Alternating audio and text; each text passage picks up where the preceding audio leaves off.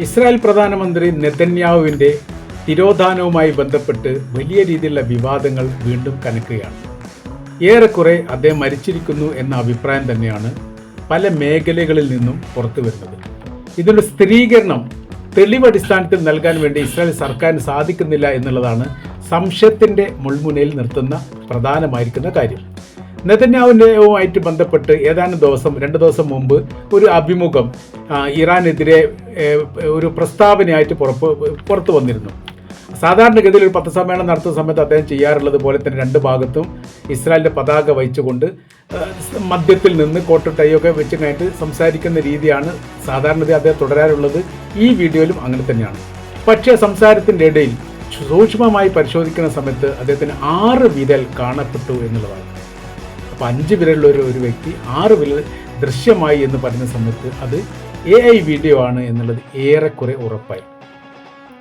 പിന്നീട് അത് സൂക്ഷ്മ നിരീക്ഷണം വീണ്ടും നടത്തുന്ന സമയത്ത് പലതരത്തിലും അദ്ദേഹത്തിൻ്റെ സംസാരത്തിൽ ചുണ്ടുകൾ അനക്കുന്നത് സാധാരണഗതിയിലുള്ളതിൽ നിന്നും വ്യത്യസ്തമാണ് AI വീഡിയോയിലൂടെ പുറത്തു വന്നത് എന്നുള്ളതും ശരീരഭാഷ നോക്കുന്ന സമയത്തും രീതി നോക്കുന്ന സമയത്തൊക്കെ ഒരുപാട് വ്യത്യാസങ്ങൾ കാണാൻ വേണ്ടി സാധിച്ചു. അതിൻ്റെ അർത്ഥം യഥാർത്ഥത്തിൽ ഇത് പൂർണ്ണമായിരിക്കുന്ന AI വീഡിയോ ആണ് എന്ന് നിജപ്പെടുത്തുന്ന രീതിയിലാണ്. എന്നാൽ ഇത് ഇസ്രായേൽ സർക്കാർ ഇത് നിഷേധിക്കുകയും അങ്ങനെയൊന്നും ഇല്ലെന്നും ഈ ഓഫീസ് വ്യാജ വീഡിയോ ഇറക്കുക എങ്ങനെയാണ് എന്നൊക്കെ ചോദിച്ചുകൊണ്ട് ന്യായീകരിച്ചിട്ടുണ്ടെങ്കിൽ പോലും ഇതൊരു കൃത്യമായിരിക്കുന്ന തെളിവ് നൽകാൻ വേണ്ടി സാധിക്കാത്ത രീതിയിൽ ഓഫീസും പ്രയാസത്തിലാവുന്നു. അങ്ങനെ വരുന്ന സമയത്തുള്ള പ്രശ്നം എന്ന് പറഞ്ഞാൽ മുന്നോട്ടുള്ള ഏതെങ്കിലും ഒരു സംഭവത്തെക്കുറിച്ച് ഒരു വിശ്വാസയോഗ്യമായിരിക്കുന്ന ഒരു കാര്യം പറയാൻ വേണ്ടി ഇസ്രായേൽ സാധിക്കാതെ വരുന്നു. കാര്യം കള്ളത്തരമാണ് എന്നുള്ളത് തെളിഞ്ഞിരിക്കുന്നു എന്ന് ചുരുക്കം. കഴിഞ്ഞ ആഴ്ച ഗ്രീക്ക് ദ്വീപിലേക്ക് പ്രധാനമന്ത്രി രക്ഷപ്പെട്ടു പോയിരിക്കുന്നു എന്ന റിപ്പോർട്ട് പുറത്തു വന്നിരുന്നു. പിന്നീട് അതിനുശേഷം ജർമ്മനിയിലേക്ക് പോയി എന്ന മറ്റൊരു റിപ്പോർട്ടും പുറത്തു വന്നു. അദ്ദേഹം സ്ഥിരമായി സഞ്ചരിക്കുന്ന വിമാനം ഈ ഭാഗങ്ങളിലെല്ലാം ലാൻഡ് ചെയ്യപ്പെട്ടതായ രീതിയിൽ കാണപ്പെട്ടു എന്നുള്ളതും എന്തിനാണ് യുദ്ധമുഖത്ത് നിന്ന് അദ്ദേഹം അപ്രത്യക്ഷനായത് എന്ന ചോദ്യമൊക്കെ പ്രസക്തമായിട്ട് വരികയാണ്.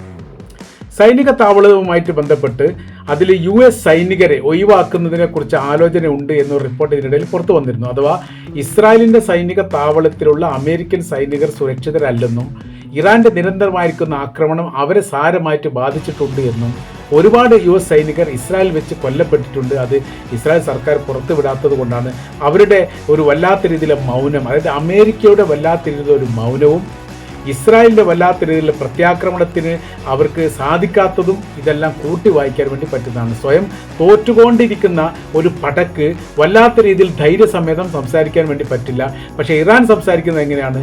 ഇനിയും ഒരു 5 വർഷം അമേരിക്കയുമായിട്ട് യുദ്ധം ചെയ്യാനുള്ള എല്ലാ സൈനിക ബലവും ശക്തിയും തങ്ങൾ ശേഖരിച്ച ശേഷമാണ് ഈ യുദ്ധത്തെ അഭിമുഖീകരിച്ചത് എന്ന് പറയുന്ന സമയത്ത് അത്രക്ക് ധൈര്യത്തിൽ 5 കൊല്ലം വരെ ഞങ്ങൾക്ക് യുദ്ധം ചെയ്യാൻ തയ്യാറാണ് എന്ന് പറയാൻ ഇസ്രായേലിൻ്റെ പ്രധാനമന്ത്രി ബെഞ്ചമിൻ നെതന്യാഹുവാണ് സാധാരണഗതിയിൽ വരാറുള്ളത്. ശത്രു രാജ്യങ്ങളുടെ ഭീഷണിക്ക് മുമ്പിൽ വഴങ്ങില്ലെന്നും അതിന് പകരം ചോദിക്കുമെന്ന് തുറന്നു പറയുന്ന ഒരു ഭരണാധികാരിയെ ഇപ്പം കാണാനില്ല എന്നുള്ളത് വലിയ വിഷയമാണ്.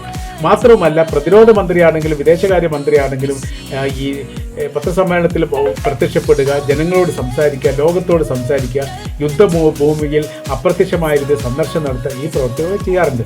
യഥാർത്ഥത്തിൽ ഇപ്പോൾ ലെബനാനുമായിട്ട് ബന്ധപ്പെട്ട് വലിയ വിഷയങ്ങൾ നടക്കുന്നു. ലെബനാനും ഇസ്രായേൽ തുറന്ന പോരിലാണ്, തുറന്ന യുദ്ധത്തിലാണ്. വലിയ ആക്രമണമാണ് ലെബനാനിൽ നിന്ന് ഇസ്രായേലിലേക്ക് വന്നുകൊണ്ടിരിക്കുന്നത്. ഇത്തരം പ്രതിസന്ധി ഉണ്ടാകുന്ന സമയത്ത് ഇസ്രായേലിലെ ജനങ്ങൾക്ക് സുരക്ഷിതത്വം കിട്ടാൻ വേണ്ടിയിട്ടും അതോടൊപ്പം തന്നെ ഇസ്രായേലിലെ സൈനികർക്ക് ധൈര്യം കിട്ടാൻ വേണ്ടിയിട്ടും യുദ്ധമുഖത്ത് സന്ദർശനം നടത്തുക എന്നുള്ളത് സാധാരണഗതിയിൽ ഇസ്രായേലിൻ്റെ പ്രധാനമന്ത്രി ചെയ്യാറുള്ളൊരു പതിവാണ്. ഇപ്പോൾ അദ്ദേഹത്തെ കാണുന്നില്ല എന്നുള്ളതാണ്. അപ്പോൾ മരണം സ്ഥിരീകരിക്കപ്പെട്ടിട്ടില്ലെങ്കിൽ പോലും യഥാർത്ഥത്തിൽ മരിച്ചിട്ടുണ്ട് എന്ന് അമേരിക്കക്ക് പോലും ബോധ്യമാകുന്നു എന്ന തരത്തിലാണ്. ജീവനറ്റ മൃതദേഹത്തെയാണോ നിങ്ങളിപ്പോൾ ജീവനറ്റ മൃതദേഹത്തിന് വേണ്ടിയിട്ടാണോ ജീവനുള്ളതായിട്ട് നിങ്ങൾ സംസാരിക്കുന്നത് എന്ന തരത്തിലുള്ള റിപ്പോർട്ടുകൾ ഇപ്പോൾ പുറത്തു വന്നുകൊണ്ടിരിക്കുകയാണ്. ആദ്യ ഘട്ടത്തിൽ ചെറിയ രീതിയിലാണെങ്കിൽ ഇപ്പോൾ വിപുലമായ രീതിയിലാണ്. ഓഫീസ് സമുച്ചയം അങ്ങനെ തന്നെ 2 മിസൈൽ പൂർണ്ണമായി രീതിയിൽ പതിച്ചുകൊണ്ട് തകർന്ന് തരിപ്പണമായിട്ടുണ്ട്. അദ്ദേഹത്തിൻ്റെ ജ്യേഷ്ഠ സഹോദരൻ മരണപ്പെട്ടത് സ്ഥിരീകരിക്കപ്പെടുകയും ചെയ്തിട്ടുണ്ട്.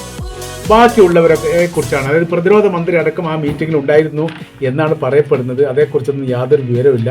ഇന്ന് മാർച്ച് 15 ഈ സംഭവം നടന്നിട്ട് ഇപ്പോൾ ഏകദേശം ഒരു 10 ദിവസത്തിനടുത്തായി. ഈ 10 ദിവസത്തിൻ്റെ ഇടയിലും വലിയ അഭ്യൂഹങ്ങൾ നടക്കുന്നു എന്നല്ലാതെ യാഥാർത്ഥ്യമായിരിക്കുന്ന ഒരു ചിത്രം ഇപ്പോഴും പുറത്തു വന്നിട്ടില്ല എന്നുള്ളത് വലിയ രീതിയിൽ ആശങ്ക ഉണ്ടാക്കുന്ന കാര്യം തന്നെയാണ്.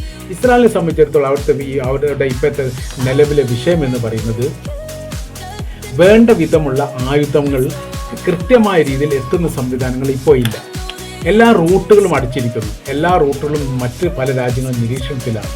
മറ്റ് ഇസ്രായേൽ ആയുധങ്ങൾ കൊടുത്തുകൊണ്ടിരിക്കുന്ന രാജ്യങ്ങൾക്കൊക്കെ ഇപ്പോൾ അവർക്ക് ആയുധം നൽകാൻ പേടിയാണ്. കാര്യം എന്ന് പറഞ്ഞാൽ ഏത് സമയത്താണ് ഇറാൻ്റെ മിസൈൽ വരിക എന്ന് പറയാൻ പറ്റില്ല.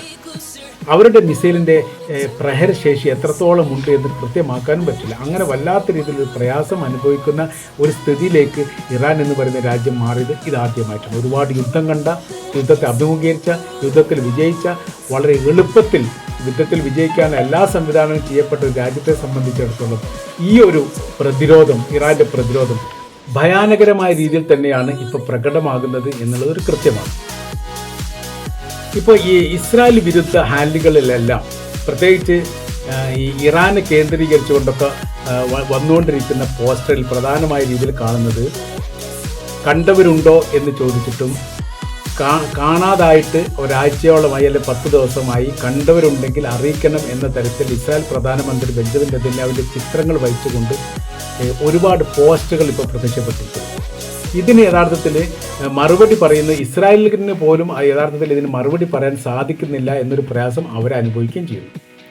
അപ്പോൾ നെതന്യാഹു കൊല്ലപ്പെട്ടിട്ടുണ്ട് എങ്കിൽ, അങ്ങനെയാണ് വാർത്ത വരാൻ പോകുന്നതെങ്കിൽ ഇറാനെ സംബന്ധിച്ചിടത്തോളം അവർ നേടിയിരിക്കുന്ന ഏറ്റവും വലിയ വിജയമാണ്.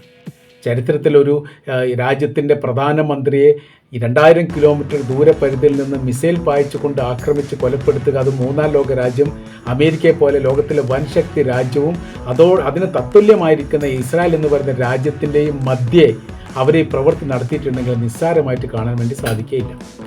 ഇതിൽ വിഷയം എന്ന് പറയുന്നത് റഷ്യയുടെ സാറ്റലൈറ്റ് ചിത്രങ്ങൾ ഒരുപാട് വഴികളും മാർഗങ്ങളും കാണാൻ വേണ്ടിയിട്ട് ഇറാന് സാധിച്ചിട്ടുണ്ട് എന്നുള്ളതാണ്. അഥവാ ഇറാൻ ഒറ്റക്കല്ല, അതിൻ്റെ പിന്നാമ്പുറം പ്രവർത്തിക്കാൻ വേണ്ടി റഷ്യയും ചൈനയും ഒക്കെ ഉണ്ട്, കൊറിയ ഉണ്ട് എന്നുള്ളതാണ്. അത് കൊറിയയുടെ മിസൈലുകൾ പ്രയോഗിക്കുന്നു. അതിന് റൂട്ട് പറഞ്ഞു കൊടുക്കാൻ വേണ്ടിയിട്ട് റഷ്യയുടെ സാറ്റലൈറ്റ് സംവിധാനങ്ങളുണ്ട്. ഇറാൻ്റെ അകത്തേക്ക് വരുന്ന മിസൈൽ സംവിധാനം പ്രതിരോധിക്കാൻ വേണ്ടി ചൈനയുടെ പ്രതിരോധ സംവിധാനമുണ്ട്. തങ്ങൾ നിഷ്പക്ഷമല്ല എന്നുള്ളതും തങ്ങൾ പക്ഷമാണ് എന്നുള്ളതും ചൈനയുടെ വിദേശകാര്യമന്ത്രി തന്നെ പറഞ്ഞതാണ്. ആ പക്ഷം ഇറാനോടൊപ്പമാണ് എന്നും അദ്ദേഹം കൂട്ടിച്ചേർത്ത് പറഞ്ഞു. ഞങ്ങൾ ഭയപ്പെട്ട് സംസാരിക്കേണ്ടതില്ല, ഞങ്ങൾ ഏത് പക്ഷക്കാരാണോ ആ പക്ഷം സംസാരിച്ചാൽ മതി, അത് ഞങ്ങൾ ഇറാൻ്റെ ഭാഗമാണ് എന്ന് തുറന്ന് പറഞ്ഞിട്ടുണ്ട് എന്ന് ചുരുക്കം.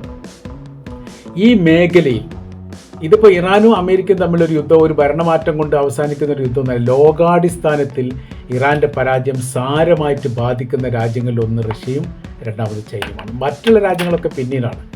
അതിൽ അമേരിക്കയെ സംബന്ധിച്ചിടത്തോളം ഇറാൻ വീണ്ടും കിട്ടിയാൽ മിഡിൽ ഈസ്റ്റിലെ സർവാധിപത്യം അവരുടെ കൈവശത്തിലേക്ക് വരും, കൈപ്പടിയിൽ ഒതുക്കാൻ വേണ്ടി പറ്റും. അമേരിക്കക്കെതിരെ സംസാരിക്കാൻ ഒരു അറബ് രാജ്യങ്ങളും മുസ്ലിം രാജ്യങ്ങളും തയ്യാറാവില്ല എന്ന് ഏറെക്കുറെ ഉറപ്പാണ്. ആകെ അതിനുവേണ്ടി സംസാരിക്കുന്നത് ഇറാൻ എന്ന് പറയുന്ന രാജ്യം മാത്രമാണ്. അവരൊതുക്കി കഴിഞ്ഞാൽ സമ്പൂർണ്ണമായിരിക്കുന്ന സ്വാതന്ത്ര്യം എന്ന് പറയുന്ന സമയത്ത് ലോകത്തിൻ്റെ നിയന്ത്രണം, ലോകത്തിൻ്റെ പ്രധാനമന്ത്രി എന്നൊക്കെ പറയുന്ന രീതിയിൽ മേനി നടച്ചുകൊണ്ട് വായാൻ വേണ്ടി സാധിക്കും അമേരിക്ക പ്രസിഡന്റ് ഡൊണാൾഡ് ട്രംപ്. അത് ഒരൊറ്റ തടസ്സം മാത്രമേ ഉള്ളൂ, അത് റഷ്യയല്ല, ചൈനയല്ല, ഇറാൻ മാത്രമാണ്.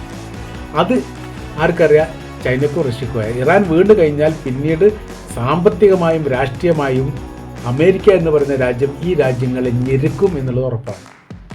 അതുകൊണ്ട് അതിനെ അതിജീവിക്കണമെങ്കിൽ ഇറാൻ നിലനിൽക്കണമെങ്കിൽ അവർക്ക് വേണ്ട രീതിയിൽ സഹായങ്ങൾ ചെയ്യണം.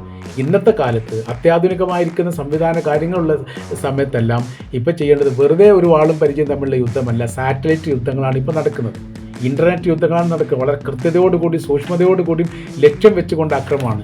ഇറാൻ്റെ തലസ്ഥാനമായിരിക്കും തെഹ്റാനിൽ നിന്ന് 1950 കിലോമീറ്റർ ദൂരപരിധിയുള്ള ഇസ്രായേലിലേക്ക് കൃത്യം വെച്ചുകൊണ്ട് അവരുടെ സൈനിക താവളങ്ങൾ ആക്രമിക്കണമെങ്കിൽ അതിന് വളരെ കൃത്യത വേണമെന്നുള്ള കാര്യത്തിൽ സംശയമൊന്നുമില്ല. അത് റൂട്ട് വിരിച്ചു കൊടുക്കാൻ റഷ്യ ഉണ്ട് എന്നുള്ളതാണ് ഇറാൻ്റെ ധൈര്യവും.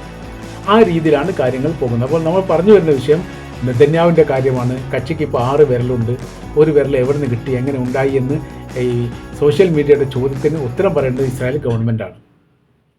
അദ്ദേഹം സാധാരണഗതിയിൽ യുദ്ധത്തോടനുബന്ധിച്ച് സംസാരിക്കുന്ന സമയത്ത് കക്ഷിയുടെ കയ്യിൽ 5 വിരലേ ഉള്ളൂ.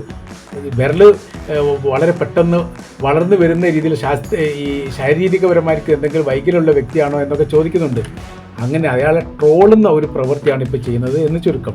അപ്പോൾ ഇസ്രായേലിൻ്റെ പ്രധാനമന്ത്രിയെ സംബന്ധിച്ചിടത്തോളം ഏറ്റവും സുരക്ഷിതമായിരിക്കുന്ന, അതായത് അമേരിക്കയുടെ സുരക്ഷിത്വം എത്രത്തോളം ഉണ്ടോ അതിന് സമാനമായിരിക്കുന്ന സുരക്ഷിതമുള്ള ഒരു രാജ്യത്തിൻ്റെ പ്രധാനമന്ത്രിയാണ് യഥാർത്ഥത്തിൽ ഇസ്രായേൽ പ്രധാനമന്ത്രി എന്ന് പറയുന്നത്. മൂപ്പരിങ്ങനെ പൊടുന്നനെ ഈ കാണാതാവുന്നു, മരിച്ചു എന്ന് പറയുന്നു. അത് തെളിയിക്കാൻ വേണ്ടി ഇസ്രായേൽ സർക്കാരിന് സാധിക്കുന്നില്ല.